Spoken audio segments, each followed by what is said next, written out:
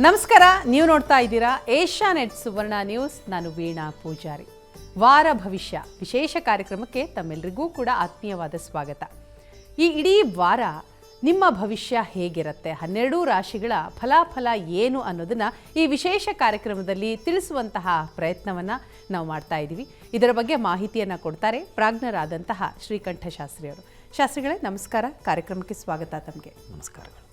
ಶಾಸ್ತ್ರಿಗಳೇ, ವಾರ ಭವಿಷ್ಯ ಇಡೀ ವಾರ 12 ರಾಶಿಯ ಫಲಾಫಲ ಏನು ಅನ್ನುವಂತಹ ಕುತೂಹಲ ಪ್ರತಿಯೊಬ್ಬರಲ್ಲೂ ಕೂಡ ಇರುತ್ತೆ. ಸೊ ಹಾಗಾಗಿ 12 ರಾಶಿಯನ್ನು ಒಂದೊಂದಾಗಿ ತಿಳಿಸ್ತಾ ಹೋಗೋದಾದರೆ. ಶ್ರೀ ಗುರುಭ್ಯೋ ನಮಃ. ಹರಿ ಓಂ.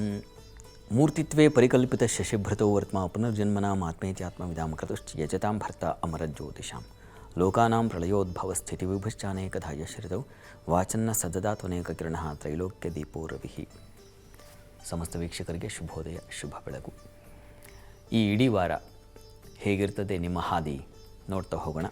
12 ರಾಶಿಗಳ ಈ ಫಲಾಫಲ ಅಂತಕ್ಕಂಥದ್ದು ಶ್ರೀ ಗುರುಭ್ಯೋ ನಮಃ. ಹರಿ ಓಂ. ಮೂರ್ತಿತ್ವೇ ಪರಿಕಲ್ಪಿತ ಶಶಿಭೃತೋ ವರ್ತ್ಮ ಪುನರ್ಜನ್ಮನಾಂ ಆತ್ಮೇತ್ಯಾತ್ಮವಿದಾಂ ಕೃತಶ್ಚ ಯಜತಾಂ ಭರ್ತ ಅಮರಜ್ಯೋತಿಷಾಂ ಲೋಕಾನಾಂ ಪ್ರಳಯೋದ್ಭವ ಸ್ಥಿತಿ ವಿಭಶ್ಚಾನೇಕಧಾ ಯಶ್ರಿತೌ ವಾಚನ್ನ ಸದದಾತ್ವನೇಕ ಕಿರಣಃ ತ್ರೈಲೋಕ್ಯ ದೀಪೋ ರವಿಃ. ಸಮಸ್ತ ವೀಕ್ಷಕರಿಗೆ ಶುಭೋದಯ, ಶುಭ ಬೆಳಗು. ಈ ಇಡೀ ವಾರ ನಿಮ್ಮ ಹಾದಿ ಹೇಗಿರುತ್ತೆ, ಏನು ತೊಡಕುಗಳಿರ್ತವೆ, ಏನು ಶುಭ ಫಲ ಇದೆ, ಇವುಗಳನ್ನು ಗಮನಿಸ್ಕೊಂಡು ಈ ವಾರವನ್ನು ಸಾಗಿಸಬಹುದು. ಗ್ರಹಗಳ ಊರುಗೋಲಿನಲ್ಲಿ, ಆ ಆಲಂಬನದಲ್ಲಿ ನಮ್ಮ ಜೀವನ ಸಾಗಬೇಕು. ಆಗ ಕಷ್ಟ ಸುಖ, ಕಷ್ಟವಿದ್ದಾಗ ಎಚ್ಚರಿಕೆ, ಸುಖವಿದ್ದಾಗ ಸ್ವಲ್ಪ ಸಂತೋಷದ ನಗು ಇವೆಲ್ಲ ಉಂಟಾಗಲಿ ಅನ್ನೋದು ಈ ವಾರ ಹೇಗಿರುತ್ತೆ ಒಂದು ಮುನ್ನೋಟ ಸಿಕ್ಕರೆ ನಮ್ಮ ಹಾದಿ ಏನು ಅಂತ ಗೊತ್ತಾಗುತ್ತೆ ಅನ್ನೋ ಉದ್ದೇಶಕ್ಕೆ ನೋಡೋಣ. ನಾವು ಈ ರಾಶಿ ಫಲಗಳನ್ನು ಗಮನಿಸೋ ಮುನ್ನ ಈ ಗ್ರಹಗಳ ಸಂಚಾರ ಬಹಳ ಮುಖ್ಯ. ಚಂದ್ರ ನೋಡಿ, ಸೋಮವಾರದಿಂದ ಶನಿವಾರದ ವೇಳೆಗೆ ಧನುಸ್ಸು ರಾಶಿಯಿಂದ ಕುಂಭರಾಶಿವರೆಗೆ ಸಂಚಾರ ಮಾಡ್ತಾನೆ.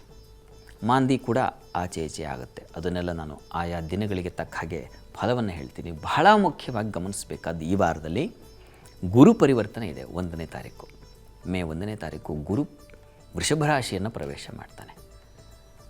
ಈ ಒಂದು ದೃಷ್ಟಿಯನ್ನು ಇಟ್ಟುಕೊಂಡು ಈ ವಾರ ಯಾರಿಗೆ ಯಾವ್ಯಾವ ರೀತಿಯ ಫಲ ಇದೆ ಇವುಗಳನ್ನು ನೋಡ್ತಾ ಹೋಗೋಣ. ನಾವು ಗಮನಿಸೋಣ. ಮೊದಲಿಗೆ ಮೇಷರಾಶಿ.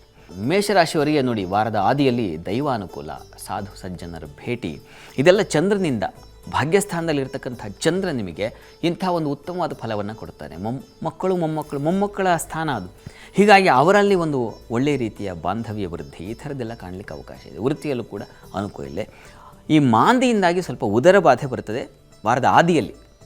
ಇದು ಗಮನಿಸ್ಕೊಳ್ಬೇಕಾಗಿರ್ತಕ್ಕಂಥ ಅಂಶ. ಮೇಜರ್ ಏನಪ್ಪ ಅಂತಂದರೆ ವಾರದ ಆದಿಯಲ್ಲಿ, ಅಂದರೆ ಸೋಮವಾರ ಮಂಗಳವಾರದ ಮಟ್ಟಿಗೆ ಸ್ವಲ್ಪ ಉದರ ಬಾಧೆ, ಮಕ್ಕಳ ವಿಚಾರದಲ್ಲಿ ಸ್ವಲ್ಪ ಮನಸ್ತಾಪ, ಈ ಬುದ್ಧಿಶಕ್ತಿ ಸ್ವಲ್ಪ ಶೂನ್ಯವಾಗ್ತಕ್ಕಂಥದ್ದು, ಇದು ಮೇಜರ್ ತೊಡಕಿದೆ. ಇವುಗಳ ಬಗ್ಗೆ ಗಮನ ಹರಿಸಿದ್ರೆ ಸಾಕಾಗುತ್ತೆ. ಇನ್ನು ವಾರ ಮಧ್ಯದಲ್ಲಿ ಗಮನಿಸ್ಕೊಂಡ್ರೆ, ವಾರ ಮಧ್ಯದಲ್ಲಿ ನಿಮಗೆ ಗುರು ಪರಿವರ್ತನೆಯ ಫಲ ಇದೆ. ಹೀಗಾಗಿ ಅಲ್ಲಿ ಕುಟುಂಬ ಸಹಕಾರ, ಹಣ ಸಮೃದ್ಧಿ, ವಾಕ್ ಸಮೃದ್ಧಿ, ಮಾತಿನ ಸಮೃದ್ಧಿ, ವಿದ್ಯಾರ್ಥಿಗಳಿಗೆ ಹೆಚ್ಚಿನ ಅನುಕೂಲ, ಇದೆಲ್ಲ ಒಳ್ಳೆಯ ಫಲ ಗುರುವಿನಿಂದ ಬರತಕ್ಕಂಥ. ಗುರು ಪರಿವರ್ತನೆ ಆಗಿಬಿಡುತ್ತೆ ನಿಮಗೆ ಬುಧವಾರ ದಿವಸ. ಹೀಗಾಗಿ ಒಳ್ಳೆಯ ಫಲಗಳನ್ನು ಕಾಣಲಿಕ್ಕೆ ಒಂದು ಚಾಲನೆ, ಗುರುಬಲ ಬೇರೆ ಬಂದುಬಿಡುತ್ತಾ ಆ ದಿವಸದಿಂದ. ತುಂಬ ಚೆನ್ನಾಗಿದೆ. ವಾರ ಮಧ್ಯದಲ್ಲಿ ತುಂಬ ಚೆನ್ನಾಗಿದೆ. ಮಾಂದಿಯ ಸಂಚಾರ ನಿಮಗೆ ಸ್ವಲ್ಪ ಪ್ರಯಾಣದಲ್ಲಿ ತೊಂದರೆ ಮಾಡಬಹುದು, ಸಹೋದರಲ್ಲಿ ಭಿನ್ನಾಭಿಪ್ರಾಯ ತರಬಹುದು. ಅದರ ಜೊತೆಗೆ ಒಂದು ಸಣ್ಣ ಪುಟ್ಟ ತೊಡಕಷ್ಟೇ ಅದು. ವೃತ್ತಿಯಲ್ಲಿ ಮಾತ್ರ ತುಂಬ ವಿಶೇಷವಾದ ಅನುಕೂಲ ಇದ್ದೇ ಇದೆ. ಗುರು ಪರಿವರ್ತನೆ ನಿಮ್ಮ ಬದುಕಿಗೆ ಒಂದು ಹೊಸ ಹಾದಿಯನ್ನಂತೂ ತೋರಿಸುತ್ತೆ. ವಾರ ಮಧ್ಯದಿಂದ ನಿಮಗೆ ಶುಭ ಫಲ ಖಂಡಿತ ಇದೆ. ಇನ್ನು ವಾರಾಂತ್ಯದಲ್ಲಿ ಗಮನಿಸ್ಕೊಂಡ್ರೆ, ನಿಮಗೆ ವಾರಾಂತ್ಯದಲ್ಲಿ ಗುರು ಮಾಂದಿಯರು ಒಟ್ಟಾಗಿಬಿಡ್ತಾರೆ. ಹೀಗಾಗಿ ಆಹಾರ ವ್ಯತ್ಯಾಸ ಆಗುತ್ತೆ. ಸಿಹಿ ಪದಾರ್ಥ, ಅತಿಯಾದ ಸಿಹಿ ಸೇವನೆಯಿಂದ ತೊಂದರೆ ಆಗ್ತಕ್ಕಂಥದ್ದು, ಹಣಕಾಸು ತೊಂದರೆ ಆಗ್ತಕ್ಕಂಥದ್ದು. ಗುರುಬಲ ಇಲ್ಲ ಅಂತಲ್ಲ, ಮಾಂದಿ ಸೇರ್ಪಡೆಯಾಗಿದೆ ಕೊನೆಯ ವಾರದಲ್ಲಿ, ಅಂದರೆ ಶುಕ್ರವಾರ ಶನಿವಾರದ ವೇಳೆಗೆ. ಹೀಗಾಗಿ ಸ್ವಲ್ಪ ಮಟ್ಟಿಗೆ ತೊಡಕುಗಳಾಗುವ ಸಾಧ್ಯತೆ ಹೆಚ್ಚಾಗಿರ್ತದೆ. ಇದನ್ನು ನೀವು ಗಮನಿಸಬೇಕು ಬಹಳ ಮುಖ್ಯವಾಗಿ. ಇದಕ್ಕೇನಪ್ಪ ಪರಿಹಾರ? ಗುರುಬಲ ಇದೆ, ಆದರೂ ಪರಿಹಾರ ಮಾಡ್ಕೋಬೇಕಾಗುತ್ತೆ. ಏನು?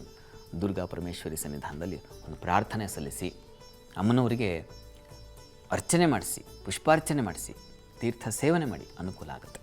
ಇನ್ನು ವೃಷಭ ರಾಶಿ ನೋಡೋಣ. ವೃಷಭ ರಾಶಿಯವರಿಗೆ ವಾರದ ಆದಿಯಲ್ಲಿ ನಿಮಗೆ ಸ್ತ್ರೀಯರಿಗೆ ನಷ್ಟ, ಕಷ್ಟ, ಬಂಧು ಮಿತ್ರರಲ್ಲಿ ಮನಸ್ತಾಪ. ಕಾರಣ ಏನಪ್ಪ ಅಂದರೆ, ಮಾಂದಿ ಹಾಗೂ ಚಂದ್ರ ಅಷ್ಟಮದಲ್ಲಿದ್ದಾನೆ. ಮಾಂದಿ ಚತುರ್ಥದಲ್ಲಿದ್ದಾಗ ಬಂಧು ಮಿತ್ರರ ಜೊತೆಗೆ ಸ್ವಲ್ಪ ಮನಸ್ತಾಪಗಳು ಬಂದ್ಬಿಡುತ್ತೆ. ಅದನ್ನೇ ಸೂಚಿಸ್ತಾ ಇದೆ, ಅದನ್ನೇ ನೀವು ನೋಡ್ತಾ ಇದ್ದೀರಾ. ಪ್ರಯಾಣದಲ್ಲಿ ನೋಡಿ, ಚತುರ್ಥ ಸ್ಥಾನ ಪ್ರಯಾಣ ಸ್ಥಾನ, ಕೃಷಿಕ ಸ್ಥಾನವೂ ಹೌದು. ಹೀಗಾಗಿ ಅಲ್ಲಿ ತೊಡಕುಗಳು ಉಂಟಾಗ್ತಕ್ಕಂಥ ಸಾಧ್ಯತೆ, ಸ್ವಲ್ಪ ಕೆಲಸಗಳು ಮುಂದೆ ಹೋಗದೇ ಇರತಕ್ಕಂಥದ್ದು, ವಿಘ್ನ ಬರೋದು, ಈ ಥರದ ತೊಡಕುಗಳಿದ್ದಾವೆ. ಆದರೆ ಕೆಲಸದಲ್ಲಿ ಏನೂ ತೊಡಕಾಗೋದಿಲ್ಲ, ಯೋಚನೆ ಮಾಡಬೇಡಿ, ಯಾಕೆಂದರೆ ಶನೈಶ್ಚರ ಬಲವಾಗಿದ್ದಾನೆ. ಇನ್ನು ವಾರ ಮಧ್ಯದಲ್ಲಿ ಗಮನಿಸೋಣ.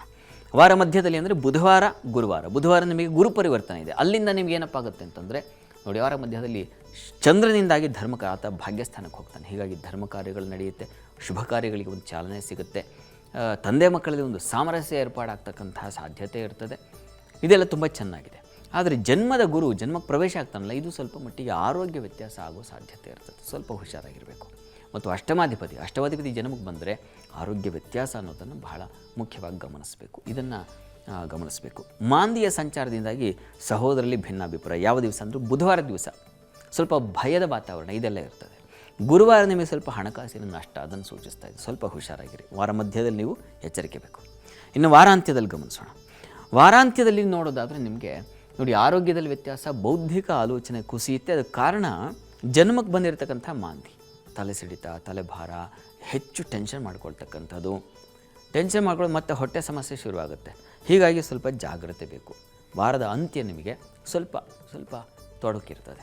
ಅಲ್ಲಿ ಚಂದ್ರನೂ ಸೇರಿಬಿಡ್ತಾನೆ ವೃತ್ತಿ ಸ್ಥಳದ. ಹೀಗಾಗಿ ಆಫೀಸ್ಗಳಲ್ಲಿ ಮಾನಸಿಕ ವ್ಯಥೆ ಉಂಟು ಮಾಡ್ಕೊಳ್ತೀರ, ನೋವು ಮಾಡ್ಕೊಳ್ತೀರ. ಹೀಗಾಗಿ ಇದಕ್ಕೆ ಪರಿಹಾರ ಬೇಕು.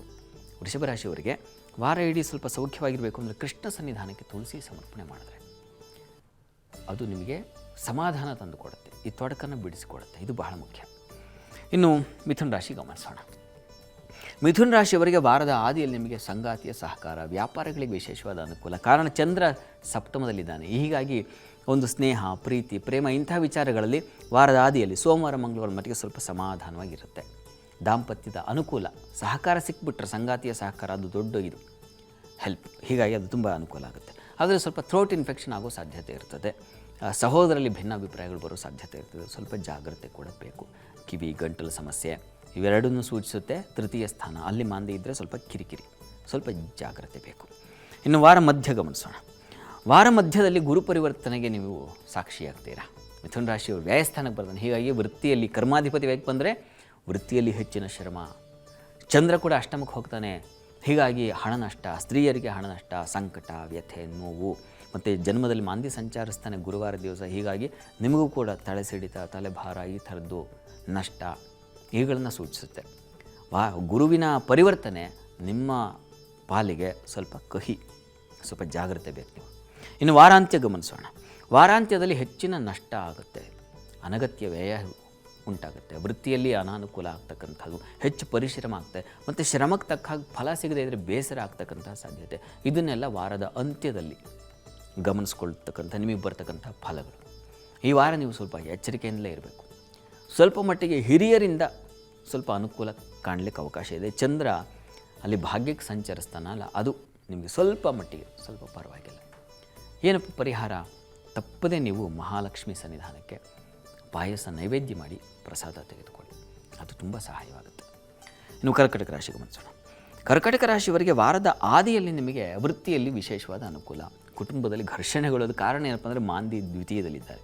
ಹಣಕಾಸಿನ ವಿಚಾರದಲ್ಲಿ ಮತ್ತು ಮಾತಿನ ವಿಚಾರದಲ್ಲಿ ಏನೋ ಹೇಳಿಬಿಟ್ಟಿರ್ತೀರ, ಆ ಹೇಳಿದ ಮಾತೇ ಇಟ್ಕೊಂಡು ಇಡೀ ವಾರ ತಲೆ ಕೆಡಿಸ್ತಾರೆ ಕುಟುಂಬದವರು. ಇದ್ರ ಬಗ್ಗೆ ಸ್ವಲ್ಪ ಜಾಗ್ರತೆ ಬೇಕು.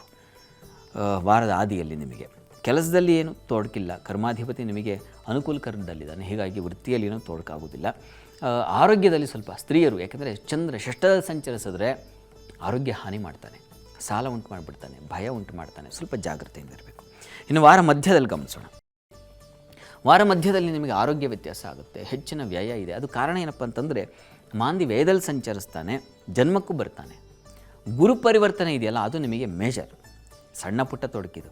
ಗುರುವು ನಿಮಗೆ ಲಾಭಕ್ಕೆ ಬರೋದ್ರಿಂದಾಗಿ ಆಯಸ್ತೆ ಧನಿಕಃ ಅಂತ ಹೇಳಿದೆ. ಹೀಗಾಗಿ ಎಲ್ಲಿಲ್ಲದ ಕಡೆಯಿಂದ ಎಲ್ಲ ಕಡೆಯಿಂದ ಹಣ ಹರಿದು ಬರತಕ್ಕಂಥ ಸಾಧ್ಯತೆ ತುಂಬ ಚೆನ್ನಾಗಿದೆ. ಗುರುಬಲ ನಿಮಗೆ ಪ್ರಾಪ್ತಿಯಾದ ಮನೆಯಲ್ಲಿ ಒಂದು ಮಂಗಳ ಕಾರ್ಯಗಳಿಗೆ ಚಾಲನೆ, ಒಂದು ಸಿಹಿ ಸುದ್ದಿಯನ್ನು ಕೇಳ್ತಕ್ಕಂಥದ್ದು, ಶ್ರವಣ ಸ್ಥಾನ ಅದು.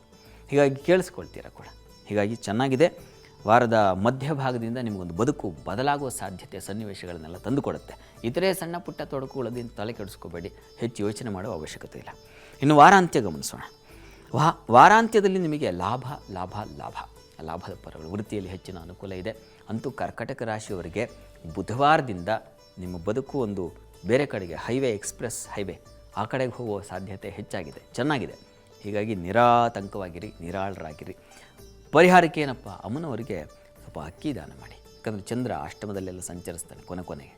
ಹೀಗಾಗಿ ಅಕ್ಕಿ ದಾನ ಮಾಡೋದ್ರಿಂದ, ಹಾಲು ದಾನ ಮಾಡೋದ್ರಿಂದಾಗಿ ಒಳ್ಳೆಯ ಫಲ ಸಿಗುತ್ತೆ. ಹೆಚ್ಚು ಯೋಚನೆ ಇಲ್ಲ, ತುಂಬ ಚೆನ್ನಾಗಿದೆ.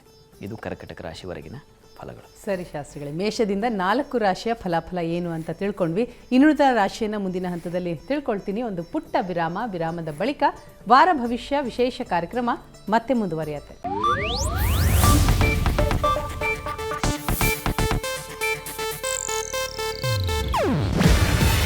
ಇದು ಏಷ್ಯಾನೆಟ್ ನ್ಯೂಸ್ ನೆಟ್ವರ್ಕ್ ಪ್ರಸ್ತುತಿ. ನೀವು ನೋಡ್ತಿದ್ದೀರಾ ಏಷ್ಯಾನೆಟ್ ಸುವರ್ಣ ನ್ಯೂಸ್.